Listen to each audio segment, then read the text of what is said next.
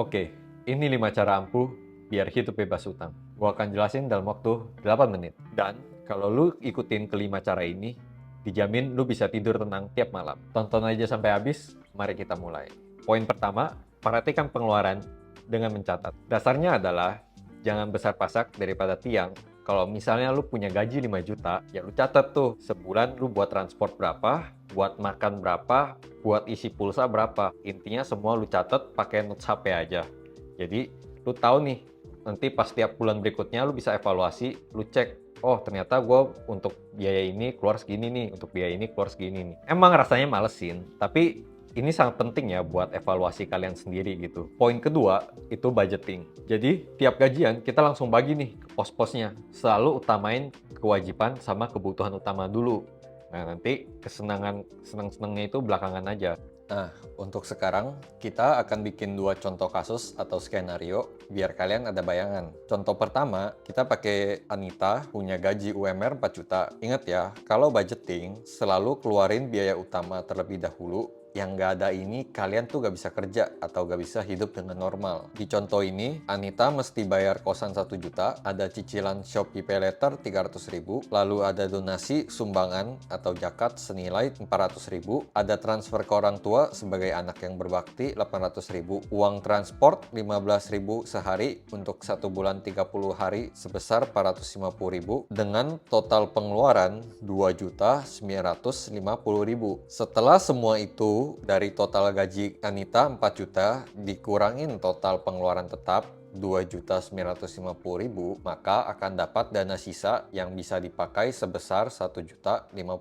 Sebenarnya kalau dari 1.050.000 ini udah pinter-pinternya kalian aja nih untuk sisihin yang ditabung dan yang dipakai untuk kebutuhan sehari-hari itu berapa-berapa aja. Nah, di sini Anita nabung 300.000 dan sisanya 750.000 digunakan untuk kebutuhan sehari-hari seperti makan, isi pulsa, dan lain-lain. Nah, kita masuk ke contoh kedua, kita anggap namanya Susi. Nah, Susi ini punya gaji UMR 4 juta juga. Nah, di sini Susi dan Anita ngekos bareng dan kerja di tempat yang sama. Jadi pengeluarannya kebetulan mirip-mirip. Susi sebulan bayar kosan 1 juta. Di sini bedanya Susi gak ada cicilan paylater, dia ada donasi sumbangan atau zakat senilai 400.000, ada transfer ke orang tua sebagai anak yang berbakti 800.000, uang transport 15.000 sehari untuk 1 bulan 30 hari sebesar 450.000, dengan total pengeluaran 2.650.000. Maka di sini Susi ada dana sisa sebesar 1.350.000. Susi pun memiliki kemampuan menabung dan mereward diri sendiri lebih besar karena Susi tidak memiliki hutang. Nah, di sini Susi menabung 500.000 sebulan dan 800.000 sisanya untuk kebutuhan sehari-hari seperti makan, pulsa, dan lain-lain. Nah, kita bandingin antara Anita dan Susi biar kalian ada bayangan hidup dengan hutang versus dengan gak ada hutang itu gimana bedanya. Nah, di sini kelihatan ya, walaupun Anita dan Susi memiliki penghasilan yang sama dan pengeluaran yang mirip-mirip, pengeluaran tetap Anita itu 2.950.000. Lebih besar 300.000 dibanding Susi karena tidak memiliki hutang. Maka dari itu, Susi pun memiliki kemampuan untuk menabung lebih besar dan memiliki kemampuan untuk spend lebih banyak dibanding Anita. Poin ketiga itu punya 2 rekening yang berbeda. Tujuannya itu untuk misahin uang tabungan kalian sama uang yang keperluan sehari-hari nih. Kalau di kasus sebelumnya, misalnya si Anita itu kan punya uang yang bisa dipakai itu 750.000 nih. Nah, kalian itu jangan gabungin 750.000 itu sama uang 300.000 yang tiap bulan kalian tabung nih. Nanti pas tanggal tua, seolah-olah, oh duit kita ini sisanya sebenarnya sisa 100.000 nih. Tapi kok di tabungan kita masih ada yang tabungan itu 3 juta, 4 juta, kita kegabung jadi satu, wah ternyata kita masih banyak duit nih bisa dipakai. Nanti itu bisa kilaf, jadi kalap kita untuk jajan-jajan. Poin keempat, punya dana darurat. Ini menurut gue pribadi ya, dana darurat itu harus 6 kali pengeluaran bulanan kita. Jadi kalau misalnya si Anita pengeluaran bulanannya itu 2,5 juta, yaitu kita tinggal dikali 6 aja. Jadi kita punya dana darurat itu 15 juta nih, 2,5 juta kali 6 gitu. Kalau pengeluaran bulanannya 3 juta, ya 3 juta kali 6, 18 juta. Nah, di sini kita akan coba simulasiin soal dana darurat ya. Nah, kalau menurut gua pribadi, dana darurat itu minimal 6 kali total pengeluaran. Sebenarnya ini bebas ya, cuma disarankan minimal 6 kali dari total pengeluaran. Nah, kalau misalnya dari ambil kasusnya Anita sama Susi, si Anita itu kan punya pengeluaran 2.950.000 dan Susi punya pengeluaran 2.650.000. Dan Anita itu punya biaya hidup 750.000 sebulan dan Susi punya biaya hidup 850.000 sebulan. Nah, kalau dari semua total pengeluaran ini, sebulan itu Anita punya pengeluaran 3.700.000, sedangkan Susi punya pengeluaran 3.500.000. Jadi dana darurat untuk si Anita dan Susi ini pasti jumlahnya berbeda.